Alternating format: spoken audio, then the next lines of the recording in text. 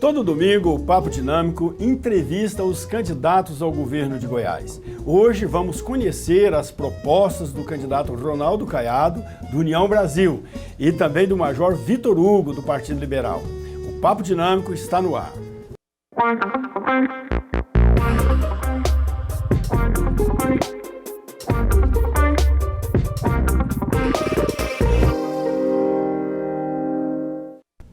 Olá, gente boa, muito boa noite. Estamos iniciando o Papo Dinâmico na PUC TV Goiás. Todo domingo, 22 horas, e também no YouTube, no canal do programa Papo Dinâmico, no canal da PUC TV Goiás e nas redes sociais, no Twitter, no Instagram, no Facebook. Hoje vamos entrevistar mais um candidato ao governo de Goiás, desta vez o candidato Ronaldo Caiado, que está aqui presente. Muito obrigado pela presença, governador. Seja bem-vindo ao nosso Papo Dinâmico. Muito boa noite. E o seu tempo começa agora, 25 minutos. Muito obrigado. Boa noite, professor Daniel, a todos os telespectadores, internautas aí do programa Papo Legal e junto à PUC TV. Ok, então, de um modo geral, o que o senhor vai fazer de diferente em termos jeito de governar, no relacionamento com os diversos poderes, com a sociedade, com os municípios, com o governo federal? O que o senhor se propõe a fazer de diferente ou vai repetir o jeito que governou neste primeiro mandato? Professor Daniel, o senhor sabe que receber o Estado da maneira como eu recebi, com 7 bilhões e 600 milhões de dívidas, bloqueado no Tesouro, com 11 milhões ali no caixa, o senhor há de convir que é algo que eu nunca imaginei que pudessem levar um estado tão rico como o estado de Goiás a esta situação tão destrutiva como foi implantada nos governos anteriores. É lógico que para poder recuperar tudo isso foi um esforço muito grande. E qual é que foi a grande marca do nosso governo? Foi respeito ao dinheiro público. Aí está a marca do governo. Professor Daniel, neste momento, você viu que com a crise fiscal, com a pandemia, nós superamos tudo isso e pode-se comparar hoje 3 anos, 8 meses de governo com 20 anos passados. Hoje, para o senhor ter uma ideia, nós temos a regionalização da saúde no estado de Goiás. Só se tinha UTI pública em Goiânia, Anápolis e Aparecida. Hoje nós temos em 23 cidades hospitais com estrutura de média e alta complexidade para fazer cirurgias. Nós temos leitos de UTI hoje, que nós tínhamos 246, tem mais de 900 leitos de UTIs hoje no estado de Goiás. Então, nota-se a educação, a segurança pública, os nossos programas sociais, o que nós fizemos. Então, quando se pergunta, olha, o que nós vamos fazer? A marca, o legado do governo Ronaldo Caiado vai ser exatamente cidadania. Este é o meu grande desafio, é romper o ciclo da pobreza em Goiás e levar cada vez mais uma educação de mais qualidade. Nunca teve tanto investimento na educação quanto no nosso governo durante os 20 anos anteriores. Nunca se teve tanto investimento em saúde. Ora, tantos programas sociais, de onde saiu todo esse dinheiro se o Estado estava quebrado? Então, quer dizer, é só o cidadão governante ter responsabilidade com a arrecadação, com a aplicação do dinheiro público, que as coisas acontecem. Então, quando o senhor pergunta o que mais se fazer, pode ter certeza, não quero obra faraônica, não. Essas obras que, na maioria das vezes, serviram para caixa 2 de campanha, para negociatas. O meu governo é para chegar na casa de cada cidadão. Daquela mãe que está com o filho em dificuldade, com problema de saúde, de renda, aquela que não tem alimentação, aquele outro que tem a dificuldade da segurança pública, do emprego, da comida na mesa. Essa é a marca do governo Ronaldo Caiado. Mas na questão do relacionamento, por exemplo, no início da pandemia, que foi um desastre para o mundo inteiro e tal, o senhor encarou essa pandemia como um desafio a ser vencido. E por causa disso, teve alguns embates com apoiadores do governo federal.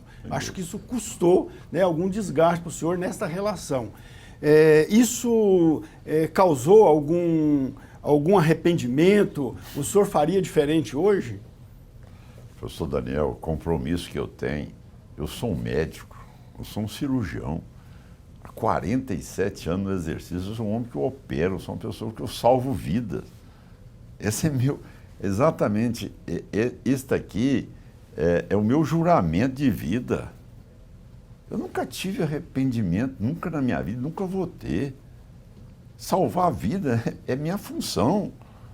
Agora, graças a Deus, eu como governador do estado, médico, e com conhecimento, a vida toda, estudei muito, né? O momento exigia que eu tomasse medidas duras ali, porque eu não tinha leitos suficientes.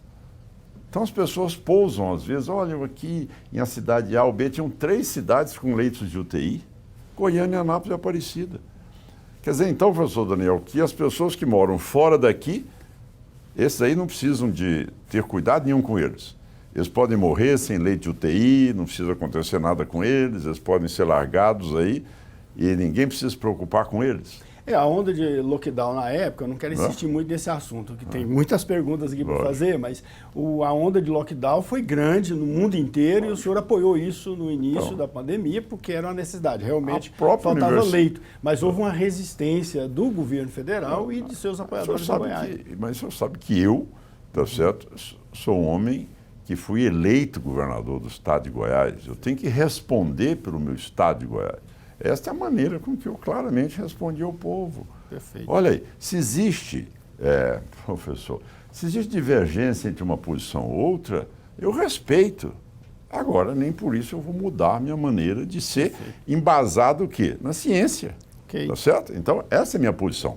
Agora, divergência com A, com B, isso não quer dizer... Onde é que você tem numa democracia o monopólio da verdade, o monopólio das ações? Então, não é democracia. Então, eu sempre, minha vida, minha posição, pode concordar ou não concordar, mas eu busco também embasar tudo em estudo e em conhecimento. Ok. No seu plano de governo, candidato, para os próximos 4 anos, o senhor propõe um planejamento de desenvolvimento de Goiás até 2040. Sem dúvida. Certo? Como será na prática? E como fica esse compromisso diante do regime de recuperação fiscal? Bom, primeiro, o regime de recuperação fiscal, ele é algo que tem que ser reconhecido por todos como sendo uma maneira salvadora para o estado de Goiás. Se nós não tivéssemos, o senhor, professor, sabe muito bem, qual é a capacidade do estado de Goiás em poder investir, pagar folhas, pagar os fornecedores, sendo que Goiás estava com bloqueio de todos os empréstimos desde 2016. Goiás estava no CAPAG, ou seja, capacidade de pagamento letra C, indo para a letra D, e a semana passada nós recebemos aí a grande notícia que nós fomos para a letra B. Ou seja, Goiás passou a ser hoje um bom pagador, reconhecido depois de uma luta grande como a nossa que nós fizemos. Ora, por que a previsão? Porque no momento agora nós temos que dar uma ampliação em tudo aquilo que fizemos. Se o senhor me perguntar, olha, governador, o senhor já fez a regionalização da saúde? Não, temos que fazer muito mais. O senhor já fez aqui o que o senhor almeja na educação, que brilha meus olhos? Não, porque eu quero não ter o patamar de IDEB de 4,83, como se nota dos alunos no estado de Goiás. Eu quero 7,5. Eu quero disputar com o ensino em outros lugares do mundo. Quero que Goiás seja reconhecido também como um estado de educação. Então, se o senhor me perguntar os programas sociais para romper o ciclo da pobreza em Goiás, porque o que se tem hoje em dia é uma política que não se preocupa em romper, diminuir o número de pessoas que vão amanhã continuar na situação de vulnerabilidade como nós estamos assistindo. Então tem a transferência de renda, mas também tem aquela que é complementar para que o cidadão tenha perspectiva amanhã de tornar-se independente, emancipadora da sua condição de cidadão. Então são situações que nós, primeiro, planejamos 4 anos. Encaminharei à Assembleia Legislativa um projeto, tá certo? Aí sim, para até 2040, que será discutido na Assembleia, que será discutido por todas as entidades de classe, pela população, por tudo mais. Então, num primeiro momento, ampliar muito mais do que nós já fizemos, tá certo? E o legado nosso o legado é transformar os cidadãos, dando a eles cidadania no estado de Goiás. O senhor anuncia, entre várias ações da área de saúde, também a criação do Hospital do Câncer de Goiás. Onde vai ser isso e como será isso? Como é que será esse hospital? Pois é, o senhor vê aí. As pessoas às vezes falam, olha, tem briga para cá. Não existe nada disso. Quando você governa, tá certo? Não tem por que o cidadão ser de outra sigla partidária ou de uma, ou gostar ou não gostar. A gente tem que conviver. Por exemplo, eu convivo com todos os prefeitos. Eu repasso verba, eu faço ações de governo em todos os prefeitos. Daí a maneira de se governar. Então, o senhor vê, o senhor cita aí um hospital que agora mesmo, até posso dizer um mês atrás, um mês e 10 dias atrás, eu acabei de receber do presidente da República uma área de 17 hectares ali, beirando a BR-153, ali antes do Ceasa, naquela fazenda da Embrapa, que é a coisa mais linda do mundo, uma área de 17 hectares. O senhor tem a vista ali para Senador Canedo, Goiânia, Trindade, uma coisa maravilhosa, uma região plana. Nós vamos construir ali um hospital que vai ser referência internacional, em parceria com o Hospital de Barretos, para nós implantarmos aqui o mais moderno Hospital do Câncer de Tratamento de Oncologia Infantil. Essa é a menina dos meus olhos nesses próximos meses agora de governo, próximos anos de governo. Se eu tiver a oportunidade de ser eleito, vai ser exatamente transformar aquilo ali. Para o senhor ter uma ideia, as crianças, na maioria das vezes, elas morrem sem sequer serem diagnosticadas. O estado de Goiás nunca teve um serviço de tratamento de câncer. Eu inaugurei o primeiro no hospital de Uruaçu, no Médio Norte goiano, e nós implantamos o primeiro serviço de tratamento oncológico do estado de Goiás. E esse tratamento vai ser 100% SUS? 100% SUS, 100% SUS, mas num padrão assim que só sabe. As coisas que eu faço, as pessoas falam, porque é público, não. O público meu tem que ser o melhor. O público meu, o senhor entra numa escola, o senhor que é professor, o dia que tiver a oportunidade de visitar uma escola estadual, o senhor vai ver que o senhor vai ter orgulho de entrar numa sala com laboratório de física, química, biologia, informática, robótica em algumas, salas todas refrigeradas, padrão de excelência na alimentação. Educação, mas eu queria ainda insistir na área de saúde. Nesse padrão de excelência que o senhor propõe na gestão aí dos hospitais e tal, o senhor prevê continuar utilizando as organizações sociais na gestão dos hospitais? Olha, eu tenho que ter capilaridade de especialidades no interior. Esse que é o grande desafio que eu tenho. Se eu ter uma ideia, assumimos o hospital que nunca existiu em Tumbiara. Se eu sabia, Tumbiara nunca teve um hospital estadual. 300 leitos. Lusiânia, assumimos o hospital e estamos expandindo ele. Formosa, assumimos o hospital e estamos com mais 17 mil metros quadrados de construção. Construímos, terminamos e implantamos o Hospital de Uruaçu. Trindade, o senhor já viu o tamanho, mais 18 mil metros de construção, toda a parte de maternidade, raio-x, tomografia implantada. Hospital de São Luís de Montes Belos, estadualizamos, aumento de mais 18 mil metros quadrados. Fizemos o Hospital da Criança e do Adolescente, que era o hospital aqui de Goiânia, que nós compramos do IPASGO e transformamos naquilo que é uma referência hoje de tratamento de crianças hoje, com situações graves e com as patologias mais complexas que tem, que era aquela estrutura que o senhor viu quando eu ganhei o governo, era um materno infantil, chovia o mesmo tanto de fora quanto lá dentro, e as crianças ali estavam morrendo por falta de medicamentos. Esse era o quadro que eu recebi o Estado no 1º de janeiro de 2019. Então nós vamos sim expandir ainda mais, e já entreguei também 6 policlínicas com 21 especialidades. 6 policlínicas já montadas com toda a estrutura. 21 especialidades na cidade de Poços, onde um cidadão em Poços, professor, se ele estivesse lá em São Domingos, ele tinha que ir lá em Barreiras, na Bahia, para fazer hemodiálise. Se ele estivesse lá em Divinópolis, ele tinha que parar lá em Palmas, ou se não pedir, pelo amor de Deus, para ter uma vaga aqui. Então, todas essas unidades de saúde seriam gestadas por organizações sociais? Bom, podemos ter estrutura de governo também. Tem estrutura de governo também. Agora, o senhor sabe, isso é importante que a gente explique isso. Uhum. Quando eu recebi o governo, o senhor sabe que Goiás gastava 82% com custeio de salário, 17% custo da máquina e pagava 250 milhões por mês de juros e parcelas de dívidas contraídas anteriormente.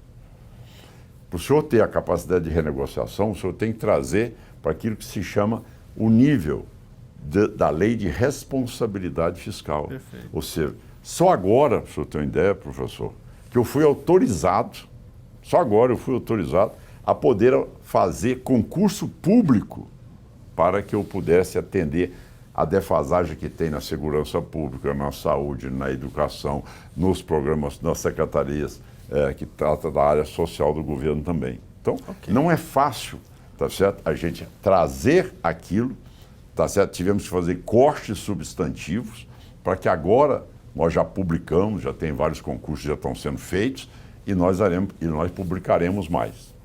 Ok, o senhor falava das escolas, a gente sabe aí que tem realmente escolas de bom, excelente padrão de qualidade no Estado, mas tem muitas escolas também que estão precisando de reestruturação, de reforma, adequações e tal. Como é que está? O senhor pode mostrar uma em Goiás? Não, do Estado. Eu teria que andar no Estado para ver. Mas há notícias, né, notícia de que tem escola que precisa de investimento. O senhor não vai achar nenhuma. Por exemplo, o senhor distribuiu 75 mil aparelhos de computador para os estudantes e fala no plano de governo que pretende estender essa distribuição para todos os estudantes. Todo o ensino médio. Todo ensino médio. Acrescida ao 9º ano do ensino fundamental. Isso. Onde a criança, por ser do Estado, por estar num colégio estadual, ele não pode ser excluído de ferramentas tecnológicas para que ele possa ser competitivo. Ora, por que na escola particular pode ter laboratório de física, química, biologia, informática e na escola pública não pode? Tá. Agora, por que o jovem não pode ter um Chromebook da Google, que é o melhor do mundo, para ele poder ampliar os conhecimentos, fazer concurso, fazer exatamente ali consultas, fazer revisões bibliográficas, se atualizar nos temas que ele deseja? Pois é, mas máquina, computador, Chromebook do Google, isso aí tudo pode estragar. Como é que fica a manutenção de tudo isso? Bom, mas já está previsto isso no programa? Está previsto, lógico, sem dúvida alguma. É um contrato que está sendo feito com o Estado de Goiás. Então o Estado vai bancar também a manutenção desses equipamentos. Mas lógico que nós temos que fazer isso. Isso é um gasto direcionado na qualificação das pessoas. E não foram só elas, não. As professoras e os professores também. Todos receberam.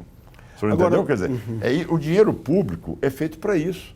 Por exemplo, se eu ter uma ideia, as crianças cegas no estado de Goiás hoje são os únicos no Brasil que não tem uma criança cega que tenha recorrido à secretaria, que não tem um óculos do Orcan, que é um óculos com tecnologia israelense, que custa mais de 20 mil reais. Eu adquiri para todos.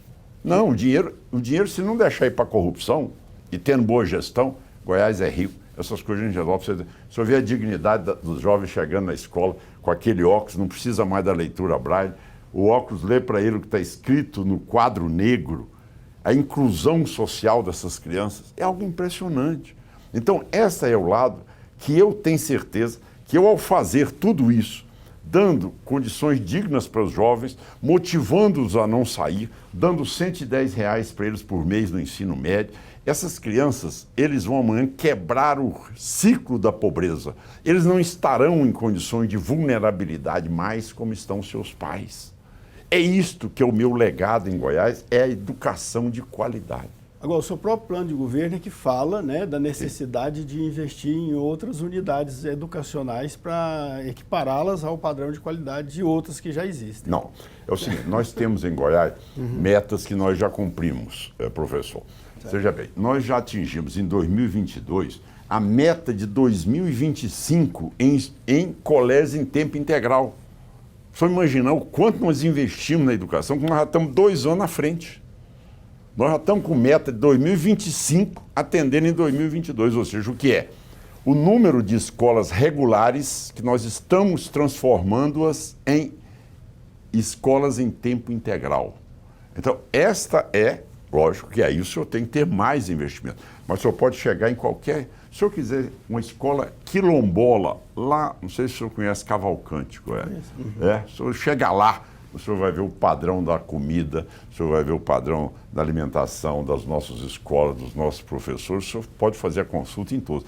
Tem algumas escolas que estão condicionadas, que eram de placas, que eu as recebi, a maioria já foram demolidas, nós estamos construindo de alvenaria, todas elas. E além do mais, tinha também o turno da fome, não sei se o senhor conheceu, o turno da fome existiu por 20 anos ali no entorno de Brasília, chamado quarto turno, e que nós, com um ano de governo, o que existia há 20 anos nós acabamos, com um ano de governo nós acabamos. Ok. Em relação ao EG, eu vejo no plano de governo que o senhor pretende integrar o EG a esse projeto de inovação que o senhor pretende implementar em Goiás. Como é que se dará isso? Se dará exatamente o convênio, que já está bem avançado, que é para que possa também formar, melhorar, ampliar cada vez mais os conhecimentos dos professores nessa área da linguagem digital. Porque, querendo ou não, o senhor é professor, eu também já tive a oportunidade de ser, mas a nossa metodologia, as ferramentas nossas eram outras, não é verdade? Então não adianta nada se nós não educarmos nossas crianças e nossos jovens já dentro de um padrão, tá certo? Que esteja atendendo às demandas. E como é que é isso? Nós temos que também ter os professores para que possam promover a inclusão digital nessas crianças também. Tanto é que eu trouxe para Goiás a Campus Party, fiz parceria com eles, implantamos mais de 26 laboratórios de robótica nos colégios do estado de Goiás, e a parceria com a UEG é exatamente essa, para que os professores também se formem ou se atualizem dentro dessa linguagem digital, para que as crianças também sejam preparadas com essa capacidade e essa inteligência das crianças de hoje, que já nascem hoje já ligada no computador ou no smartphone. Agora, no plano de governo, o senhor recorre à inovação tecnológica como meio também de geração de emprego e renda. Demais. Como é que isso é possível se a informatização sempre gerou a exclusão de emprego? Não. O que nós estamos fazendo é o seguinte, isso aí é uma outra discussão. O que nós estamos falando é que hoje o maior mercado que se abre é nessa área. Goiás não pode ser importador disso. Então, o que nós estamos preparando hoje são esses jovens para que eles possam ocupar os cargos, tá certo? E as funções no estado de Goiás. E para isso é que nós precisamos adequar essas nossas crianças dentro dessa nova tecnologia, para que não venha dizer o seguinte: olha, amanhã nós vamos buscar alguém para poder trabalhar esse maquinário. O senhor sabe que hoje, dá um dado para o senhor, hoje na Universidade Federal de Goiás tem hoje o melhor curso de inteligência artificial da América Latina, reconhecida pelos americanos. Os jovens hoje, que estão cursando o segundo, terceiro ano do curso de inteligência artificial, já estão empregados com bons salários. Só ter uma ideia, a demanda que se tem hoje. Nós temos em Rio Verde, por exemplo, nós instalamos um primeiro sistema de 5G com as antenas da Huawei, num diâmetro de mais ou menos assim, um raio de 50 quilômetros. Para você ter uma ideia, tudo ali é 5G, tá certo? É ao mesmo tempo monitorado, onde nós temos robô, drones, máquinas agrícolas, com toda a tecnologia para nós podermos ter uma agricultura mais sofisticada, como queremos isso também, para que tenha os softwares mais sofisticados para me ajudar na parte de arrecadação do Estado, para me ajudar na parte de saúde, para me ajudar na parte de combate à criminalidade. Então, tudo isso é a inclusão desses jovens com a perspectiva de gerar aí mais renda e absorver o emprego que é ofertado aos jovens neste momento que nós estamos vivendo. Ok. Na área de agricultura agora, o pecuária e abastecimento, o senhor fala no plano de governo em agregar valor à produção agropecuária por meio da industrialização, certo? Melhor. Como será isso? Como atrair investimento para isso? Bom, primeiro, porque Goiás é um grande celeiro, tá certo? E nós temos algo interessante, com a perspectiva de nós abrirmos ainda novas frentes que, por falta de uma logística mínima, tá certo? Não se ocupava essas terras no estado de Goiás. Cita o senhor o Vão do Paraná. O Vão do Paraná, com a logística de rodovias, pontes que nós estamos instalando lá, ela vai ampliar Goiás com mais 2 milhões de hectares de áreas que poderão ser trabalhadas. Como é que é feita essa tecnologia? Por exemplo, eu tive a humildade de mandar a minha equipe toda lá em Pernambuco para poder entender como é que é o polo de fruticultura. Para você entender essa importância, numa área onde uma pessoa tem um hectare de terra, ele já passa de classe média para classe alta, ou de renda. Então, veja bem, nós temos as melhores águas, o melhor microclima para a fruta e abundância de água. Então, é algo que nós estamos preparando. Já recuperamos uma grande represa da Codevasf e queremos expandir ali a nossa capacidade produtiva. Goiás hoje faz uma agricultura tecnológica. Só para você ter uma ideia, nós somos hoje o terceiro maior produtor de grãos do país, com perspectiva de batermos o Paraná este ano, tá certo? E com isso chegarmos ao segundo lugar. Agora, só que nós somos o primeiro lugar no Brasil por produtividade por hectare. Então, a inclusão social depende de quê? Levar renda para o cidadão. Não é apenas ele produzir, é levar a riqueza para ele. Okay. E com isso nós industrializaremos para que ele possa ter condições de ter consumo da sua produção. Bom, ok, candidato Ronaldo Caiado, nosso tempo infelizmente está acabando. Você tem 30 segundos para se dirigir ao telespectador e pedir o voto, ou sei lá, falar suas últimas palavras. Professor Daniel, agradeço a todos os telespectadores e internautas do Papo Dinâmico, muito grato, e dizer a vocês, gente, que realmente superamos todas essas dificuldades. Vocês sentem hoje a melhora chegando a cada um de vocês, seja na segurança pública, na saúde, na educação, mas o que eu quero mesmo é, tendo essa oportunidade de mais um mandato, vocês vão ver como nós chegaremos às suas casas. É isso que é meu objetivo, sabe? O grande legado do nosso governo é exatamente cidadania. É isso que eu quero levar, o cidadão ser independente e ser autossuficiente. Obrigado e termino pedindo o voto para governador Ronaldo Caiado, número 44. Muito obrigado pelo espaço que me foi concedido. Ok, daqui a pouco a gente volta, temos o próximo entrevistado. E só um pouquinho, fica aí, aguarde só um instantezinho que já voltamos.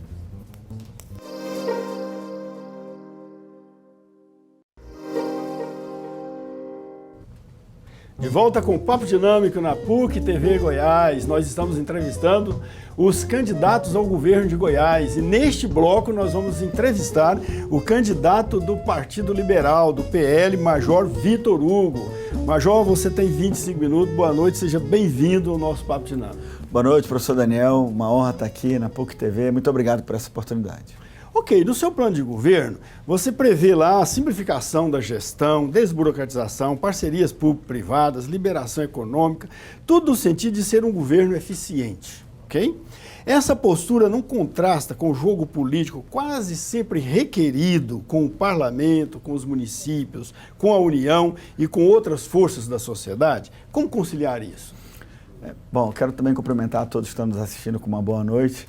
Realmente, professor Daniel, é um grande desafio isso, mas nós estamos preparados. Eu fui o líder do governo Bolsonaro na Câmara por 1 ano e 7 meses, escolhido diretamente pelo presidente, e tive que lidar exatamente com esse conflito no âmbito tão complexo quanto será aqui, tenho certeza, que foi no âmbito da União. A nossa eleição, eu sou deputado federal agora no primeiro mandato, a nossa eleição em 2018 foi muito complexa, com o presidente Bolsonaro rompendo muitos paradigmas, inclusive na relação do executivo com o legislativo, e eu era o líder do governo, aquele que estava na ponta da linha, trabalhando para que o governo tivesse sucesso nessa relação, que é muito difícil.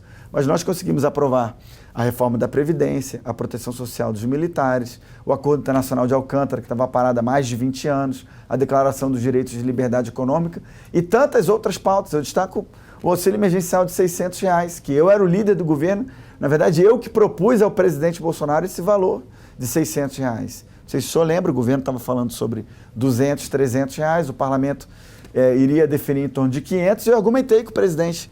Eu liguei do plenário da Câmara para o presidente Bolsonaro e falei: presidente, o senhor tem falado tanto daquela pessoa que está ali vendendo seu churrasquinho, vendendo cachorro-quente, ou na praia vendendo um biscoito, e agora nós vamos cuidar justamente dessas pessoas. Já cuidamos do sistema financeiro, dos empregados, das empresas, dos estados e municípios. Mais de 500 bilhões de reais já tinham sido gastos até aquele momento. Agora nós vamos fazer conta de R$100, vamos fazer 600, presidente. E nós fizemos. Achávamos que iam ser 22 milhões de brasileiros que seriam cuidados, foram 68 milhões de brasileiros. Só em Goiás foram 2,3 milhões, 54% das famílias goianas. Então, pode ter certeza, com essa experiência que eu tive, eu vou saber conciliar. E já comecei fazendo isso na campanha. O PL está vindo de chapa pura. Ela fala, pô, mas não é uma desvantagem? Vai ter menos tempo de TV? Sim, mas só que quando começar o nosso governo em 1º de janeiro, eu vou ter a liberdade para montar um governo técnico, um governo dos melhores. Eu quero saber quem é o melhor professor ou professora, não importa se é alto, se é magro, se é careca ou cabeludo, se é gordo ou magro, se é homem ou se é mulher.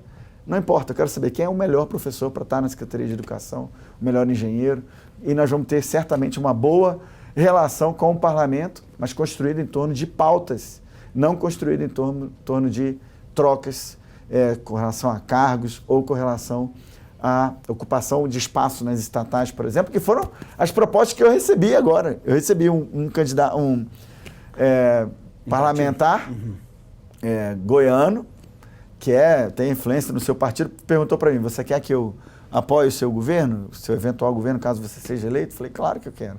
Você quer ter mais tempo de TV e rádio agora? Claro. Então tá, faz o seguinte, se compromete em passar para mim, para o deputado tal, o Detran, para o outro deputado a Secretaria de Infraestrutura, para o outro deputado a Secretaria de Educação, porteira fechada toda para ele, e aí eu declaro apoio na sequência. Eu falei, claro que não, mas eu vou saber lidar com esse conflito, sim. Ok, o senhor propõe altos investimentos em saúde, educação, segurança pública, principalmente, também em outros setores. Também propõe conceder incentivos fiscais e reduzir impostos. Como conseguir tanto sobre o regime de recuperação fiscal firmado pelo atual governo? Então, eu tenho comentado muito sobre isso também, professor. A adesão ao regime de recuperação fiscal pelo atual governo foi, na minha visão, muito pouco debatido e discutido pela sociedade goiana, tanto pelos especialistas, pelos acadêmicos, quanto pelo mundo político, a própria imprensa, que em parte também, parte da imprensa se valeu, está sendo beneficiada pela adesão ao regime de recuperação fiscal, porque o governador atual do estado separou 225 milhões de reais para fazer propaganda oficial do governo, 108 milhões esse ano e 117 milhões no ano que vem, e ele colocou isso no plano de recuperação fiscal, o que é uma grande contradição, porque se você adere ao plano de recuperação fiscal, é porque o estado está com algum problema no orçamento, algum problema fiscal, ou seja, está pedindo ajuda, socorro à União. Nesse mesmo plano, ele separa 225 milhões para fazer propaganda oficial do governo. Então, eu sou próximo do presidente, sou amigo do presidente, sou do partido dele, sou presidente do partido do presidente em Goiás, que é o PL. Eu vou conseguir renegociar o regime de recuperação fiscal com o presidente, primeiro para acabar com esse negócio de 225 milhões de reais para propaganda oficial. Nós temos hospitais para serem equipados, construídos, temos quartéis de bombeiro ou da PM para serem construídos, temos os direitos dos servidores para serem respeitados e temos impostos para serem diminuídos, incentivos fiscais para serem concedidos. Então, eu quero ir até o presidente Bolsonaro e até o ministro da Economia para renegociar a adesão ao regime de recuperação fiscal. Existe espaço na lei para isso, que é a Lei Complementar 159, federal, que trata do regime de recuperação fiscal, e eu estou pronto para poder fazer essa renegociação. Em relação à saúde, como será a implantação do que o senhor chama lá no programa Acredita Saúde Goiás? E por que mudar o foco, que segundo o seu plano de governo tem sido na construção de hospitais e ambulatórios? Bom, nós chegamos num ponto em que nós temos várias obras inacabadas em Goiás. Esse governo atual não conseguiu terminar, não conseguiu fazer efetivamente a regionalização que prometeu. Eu vou focar num hospital em particular, o Hospital de Águas Lindas de Goiás, lá no entorno de Brasília, no entorno do Distrito Federal, que o governo atual não conseguiu terminar a obra. Eu, como parlamentar, consegui uma emenda de quase 20 milhões de reais para poder equipar o hospital. Já foram adquiridos equipamentos e o hospital, o governador atual não conseguiu terminar o hospital. Então nós queremos terminar as obras inacabadas. Nós queremos focar na atenção básica com o nosso programa Acredita Saúde Goiás, porque é na atenção básica que a gente consegue fazer a fila de mais de 100 mil procedimentos que hoje existem em Goiás. A gente vai focar nas cirurgias inicialmente de pequena e média complexidade, nos hospitais do futuro, que são as nossas policlínicas atuais, com investimento médio de 6 milhões de reais em cada uma das 6 policlínicas. vamos transformar essas policlínicas em hospitais do futuro. Então, foco na atenção básica, obras inacabadas para serem terminadas, hospitais do futuro, hospitais dia, emprego da telemedicina, revisão desse programa de OS, para a gente saber se realmente vale a pena ter OS gerindo os nossos hospitais. Então, nós temos a saúde, aliás, do nosso plano de governo. Quer dizer, sobre as OS, você que faz no plano de governo uma crítica às organizações sociais e fala da necessidade de fazer avaliação e tal. Você pretende rever essa terceirização? Professor, nesse plano de governo que nós construímos aqui, há muitas mãos, são mais de 60 profissionais ao longo de 6 meses de discussão, discussões semanais que nós fazíamos, transversais aos diversos eixos. Então, nós construímos 16 eixos. A saúde é o principal, é o primeiro eixo, o eixo número 1, saúde.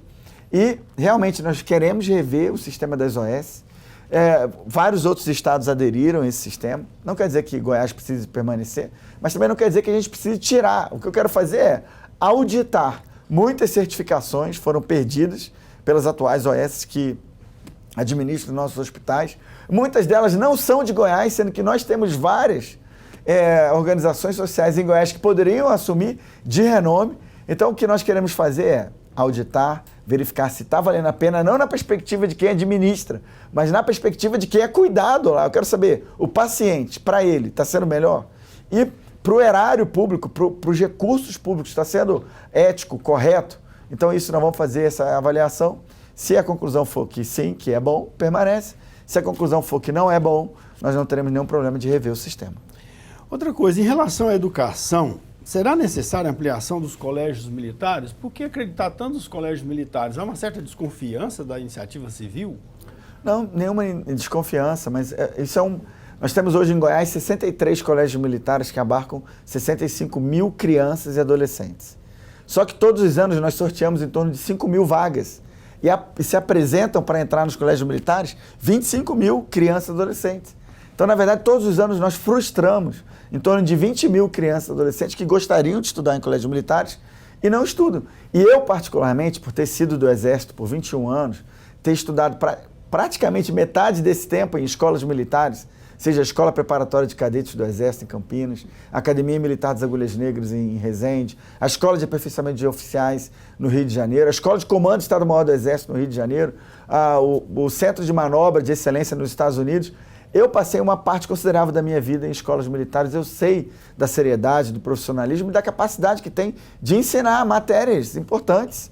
E também, lógico, o lado afetivo, o lado psicológico, o lado do civismo, do patriotismo. Então, eu acredito nesse sistema. A nossa intenção é aumentar para 200 colégios militares e trazer um colégio militar do Exército Brasileiro para Goiânia, ou para Aparecida de Goiânia, a cidade que oferecer em parceria conosco, com o Estado, melhores condições para que o Exército venha para cá. Não é possível que Fortaleza, Curitiba, Manaus, Belém, Santa Maria, Porto Alegre, Juiz de Fora e tantas outras cidades no Brasil tenham colégios militares do Exército e Goiânia, que é a capital do estado que mais tem colégios militares, geridos pela Polícia Militar, não tem um colégio militar do Exército.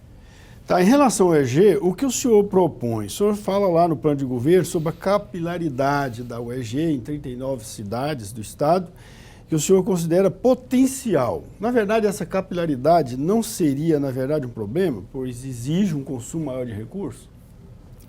Mas talvez essa perspectiva, professor, não é uma crítica, eu vou só discordar do argumento, porque pode parecer para quem está nos grandes centros que seria melhor que a gente enxugasse a estrutura. Mas e para quem está lá no interior, para quem está nas cidades mais distantes de Goiânia, que só vai ter acesso ao ensino superior público se houver uma unidade da UEG lá? Então, eu percorri o ano passado 70 mil quilômetros em Goiás. Como deputado federal, fui em quase 90 cidades. 70 mil quilômetros dava quase para dar 2 voltas na terra. Então, eu via nos olhos das pessoas a tristeza de ver a UEG definhando.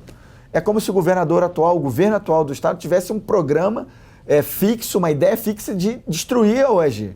E pela desvalorização dos professores, pela não valorização dos alunos, e eu vou atuar exatamente no sentido contrário. Eu quero valorizar os professores, quero valorizar os estudantes, quero dar estrutura para a UEG e aproveitar esse potencial que é justamente a capilaridade, é o ensino público superior chegando na ponta da linha. Isso é uma dádiva, isso é uma bênção. Os investimentos, na sua grande maioria, já foram feitos. O que nós temos que fazer agora é dar apoio aos professores, valorizar. A minha mãe é professora e nos tempos em que eu não estou estudando, fazendo um curso de pós-graduação, alguma coisa, eu me sinto desleixado, porque ter um professor ao lado para nos guiar, para dizer, ó, cara, faz o seu... Vamos escolher um tema aqui para sua monografia, né, delimita melhor o seu tema, vamos estabelecer os objetivos. Essa foi a minha vida acadêmica e eu fico muito feliz de poder agora, se Deus quiser, como governador ano que vem, valorizar os professores. Esse vai ser um dos grandes motes do nosso futuro governo. Perfeito. O senhor fala no plano de governo em agregar valor à produção agropecuária. Como será isso? Como atrair investimentos, né, para a industrialização, que é um fator que agrega valor à produção? Professor Daniel, dos 16 eixos do nosso plano de governo, 6 são voltados para o desenvolvimento econômico. E o agronegócio tem sido uma das nossas principais prioridades, porque é a mola, né, propulsora aí da nossa economia. Mas vou falar da infraestrutura em geral, porque vai afetar também o agronegócio, vai afetar a indústria, né, com a redução dos custos. Nós vamos fazer um governo técnico, um governo dos melhores. Como eu falei, queremos saber quem são os melhores em cada área. Eu vou essa semana me reuni com as entidades médicas. E eu fiz um compromisso com eles e vou fazer isso na sequência, quando for eleito. Vou chamar as entidades médicas para descobrir quem é o melhor médico, para que ele seja o nosso secretário de saúde. Quando nós montarmos esse governo, vamos ter capacidade de atração de investimentos privados para Goiás. O Brasil fez isso com o nosso presidente Bolsonaro. Montou um governo técnico e vai ter conseguido atrair até o final desse ano mais de R$1 trilhão em investimentos privados. Professor, o orçamento da União é 4,8 trilhões, o orçamento de toda a União. R$1 trilhão é mais de 20% do orçamento da União, só que só de investimentos privados, para desenvolver portos, aeroportos, rodovias, ferrovias, óleo e gás, saneamento e telecomunicações. O presidente Bolsonaro conseguiu, o que o governador do estado de Goiás conseguiu trazer de investimento para nós aqui, para desenvolver a nossa infraestrutura goiana. Goiânia está a 200 quilômetros de todos os países do mundo, por causa das nossas embaixadas, das embaixadas dos outros países em Brasília. Então nós queremos retomar a credibilidade do governo com um governo técnico, queremos atrair investimentos privados nacionais e estrangeiros para desenvolver as nossas estradas, os nossos aeroportos, para que a gente possa facilitar, para que a gente possa agregar valor. Vamos renegociar o regime de recuperação fiscal para poder dar mais incentivos fiscais e diminuir impostos e com isso atrair a indústria para cá, atrair novas empresas, principalmente em 4 áreas: mineração, indústria de defesa, turismo e construção civil. Então as 4 áreas que nós elencamos, e se houver tempo eu posso até aprofundar em cada uma dessas áreas. Ok, o que o senhor propõe fazer na parte de tecnologia? O que será o governo digital ou o que será o Hub Goiano de Inovação? Bom, eu sou atualmente, professor Daniel, o presidente da Frente Parlamentar em apoio ao desenvolvimento dos parques tecnológicos no Brasil. É uma frente parlamentar mista de deputados federais e senadores da República. E o nosso vice-presidente, até o senador Vanderlan, que me apoia agora nesse pleito, né, de chegar até o governo do estado de Goiás. Então eu já fiz isso como deputado federal, mandei recurso para a Universidade Federal de Jataí, mandei recurso para a Universidade Federal de Goiás, mandei recurso para o Instituto Federal Goiano em Cristalina, tudo para ajudar a desenvolver pesquisa científica e também os nossos parques tecnológicos. Nós queremos fazer isso no governo, mas como uma política pública. Goiás está em alto nível no IDEB, está em alto nível. Nós temos os grandes cérebros aqui de alunos, de jovens na graduação, na pós-graduação, mesmo no ensino médio. Então o que nós queremos fazer? Fomentar a criação de parques tecnológicos. Queremos aproveitar, por exemplo, a estrutura lá do Centro de Convenções de Anápolis, que está parado. Assim como a pista do aeroporto de carga está parado também lá em Anápolis. Mas o Centro de Convenções virou um elefante branco. Nós queremos aproveitar uma parte do Centro de Convenções para estimular que os estudantes da pós-graduação, da graduação e até do ensino médio técnico possam criar startups de inovação tecnológica. Vamos unir a academia com a iniciativa privada e o poder público para que a gente desenvolva tecnologias diferentes. Por exemplo, vou dar 2 exemplos só, para não me alongar. Cristalina, no entorno sul do Distrito Federal. Lá nós temos milhões e milhões de toneladas de quartzo na superfície. milhões de toneladas de quartzo. Do quartzo você pode extrair o silício e purificar no grau solar e construir células fotovoltaicas para geração de energia elétrica. Cadê a indústria lá? Então eu mandei como deputado federal 3 milhões, quase 3 milhões de reais para ajudar o Instituto Federal Goiano em Cristalina a pesquisar sobre isso. Então vamos desenvolver a indústria de energia solar em Cristalina. Bom, Anápolis, que eu falei, nós vamos transformar Anápolis. Vai ser tão importante para Goiás e para o Brasil, o polo aeronáutica que nós vamos fazer em Anápolis, quanto Gavião Peixoto e São José dos Campos são para São Paulo e para o Brasil. Anápolis nós temos a base aérea com o KC-390, o novo cargueiro da FAB, com o novo caça da Força Aérea.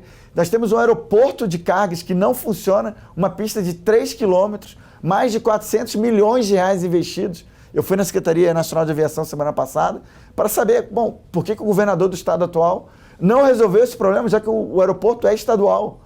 E aí ele me explicou que com 15 milhões de reais, que não é nem 10% do que o governador separou para fazer propaganda oficial do governo nesses 2 anos, com 15 milhões de reais nós terminamos uma cerca no entorno da pista e nós terminamos a sinalização e os equipamentos para pouso noturno e decolagem noturno, e 2/3 da pista vão estar prontos. Dá para pousar um Boeing 737-800. Como é que não está pronto ainda? No primeiro ano nós vamos fazer isso. Vamos colocar 2/3 da pista para funcionar. Ao longo desse tempo eu vou fazer a modelagem da concessão junto com o BNDES e no ano seguinte nós vamos conceder e vamos terminar o outro terço da pista e colocar tudo operacional. E vamos fazer então um polo tecnológico da indústria aeronáutica e da indústria de defesa em Anápolis. O senhor fala em fomentar realmente a indústria de defesa. Essa indústria de defesa prevê a fabricação de armas também, de defesa? Bom, não vejo nenhum problema. Nós temos em Goiás 4 projetos estratégicos das Forças Armadas bilionários. 2 eu já falei, o KC-390 e o novo caça Gripen em Anápolis. Temos em Formosa a artilharia de mísseis e foguetes, uma das mais poderosas do hemisfério sul do planeta. Temos aqui em Goiânia o Comando de Operações Especiais do Exército, onde eu servi no contra-terrorismo durante 10 anos. E ainda temos um 5º ainda, que é o Projeto Guarani, nas unidades da Infantaria, da 3ª Brigada de Infantaria Motorizada aqui em Goiás. Então veja, é a União em Goiás querendo gastar bilhões de reais com as empresas goianas. E o que está acontecendo hoje? Eles compram as peças de reposição, eles contratam as empresas de manutenção de software de outros estados, de São Paulo, do Rio Grande do Sul, de Rio de Janeiro, Minas Gerais. Não, nós queremos atrair as empresas para produzirem aqui, para produzirem lá o parafuso do Gripen, o parafuso do KC, a manutenção do software de simulação. Então, não há problema nenhum. O Porto Seco de Anápolis consegue fazer o desembaraço alfandegário, inclusive de produtos controlados, como armamentos, pólvora, munição. Em Anápolis, nós temos a coluna vertebral do nosso sistema ferroviário. Passa por Anápolis com a Ferrovia Norte-Sul, a Ferrovia Centro-Atlântica também está lá, as 3 BRs, 060, 414, 153. Então, assim, nós temos tudo em Anápolis, mais o DAIA, a indústria farmacêutica. Temos tudo para desenvolver, inclusive a indústria de defesa também lá. Ok. O senhor propõe com muita ênfase a implantação de políticas de inclusão, certo? No caso das mulheres, o senhor propõe ampliar a quantidade delas em postos de liderança e decisão. Como o senhor pretende fazer isso? Com políticas afirmativas, tipo cotas nos concursos públicos? Olha só, professor, a inclusão realmente é uma pauta importantíssima para nós. Tanto que eu estou criando nós vamos criar no ano que vem uma Secretaria Especial da Inclusão, para cuidar principalmente das mulheres vítimas de violência, das crianças vítimas de abuso, das pessoas com doenças raras, das crianças com autismo, das pessoas com deficiência, dos idosos. Ou seja, todas as pessoas que tiverem algum tipo de vulnerabilidade vão ser cuidadas por essa Secretaria Especial. E na nossa nomenclatura do nosso governo, Secretaria Especial significa que ela é diretamente subordinada ao governador, vai ter uma sala no Palácio Pedro Ludovico para que eu possa me dirigir ao secretário todos os dias e ele também possa conversar comigo todos os dias. E ela é especial também porque ela é transversal a todas as demais. Então a Secretaria de Saúde, a Secretaria de Educação, a Secretaria de Infraestrutura vão trabalhar para o sucesso dessa secretaria. Então, a Secretaria Especial da Inclusão. Agora, eu pessoalmente não acredito em sistema de cotas. Eu acho que o sistema de cotas, quando diz respeito à cota racial ou à cota por sexo, na verdade, ele parte de um princípio errado de que homens e mulheres não têm a mesma capacidade, ou de que brancos e negros não têm a mesma capacidade. Então, cotas sociais, eu acho que é algo que tem que ser avaliado com muito cuidado e deve ser implantado enquanto nós tivermos as desigualdades tão grandes. Agora, cota racial ou cota feminina ou masculina, eu discordo. E acho que hoje, por exemplo, nas Forças Armadas, eu vim do Exército, né? Fiquei 21 anos do Exército, sou filho de oficial da Marinha e sou genro de oficial da Força Aérea. Então, lá em casa, o Ministério da Defesa reunido. E hoje eu vejo que é o contrário. O Exército, por exemplo, separa 40 vagas para as mulheres e 400 vagas para os homens. Na verdade, a cota é para os homens. Porque se deixasse aberto, ia ter, no mínimo, metade. E eu acho que é o contrário. Eu acho que se deixar aberto hoje, é muito provável que as mulheres ocupem mais espaços até. Então, para mim, todas as funções podem ser exercidas por homens e por mulheres. Qualquer função. Nós já temos mulheres hoje que são pilotos de caça, que é a elite da Força Aérea. Nós temos mulheres no mundo que são comandantes de submarino, operações especiais como eu fui. Então, assim, na minha visão, inclusive, como deputado federal, eu levei os primeiros colocados de cada colégio militar goiano para poder, como uma forma de valorizar o mérito, peguei os primeiros colocados do segundo ano do ensino médio de cada colégio militar goiano, levei para Anápolis, embarcamos no KC-390 e fomos lá para a Academia da Força Aérea o ano passado. Ficamos um dia lá. E foi muito bacana, porque dos 63 alunos, porque era um de cada colégio militar, 49 eram mulheres, eram meninas, primeiras colocadas. Então eu não acredito em cota para as mulheres. As mulheres, elas ocupam qualquer espaço que elas quiserem, vou dizer, talvez em melhores condições que os homens em muitos aspectos. Então, a nossa intenção de fomentar para que as mulheres ocupem posição de liderança já começou quando eu escolhi a minha vice. A minha vice-governadora é uma mulher, uma pastora do entorno de Brasília, porque é uma região esquecida, já com a intenção de que ela seja, né, uma parceira nossa nesse combate. Ok, candidato, infelizmente nosso tempo acabou, então você tem 30 segundos para as considerações finais e dirigir ao seu eleitor. Tá, eu agradeço a PUC por essa oportunidade, a PUC TV.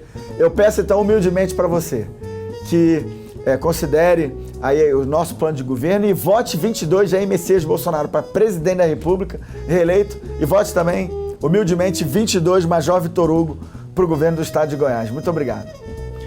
E para você que nos acompanhou, nosso abraço, muito obrigado, boa noite e até a próxima.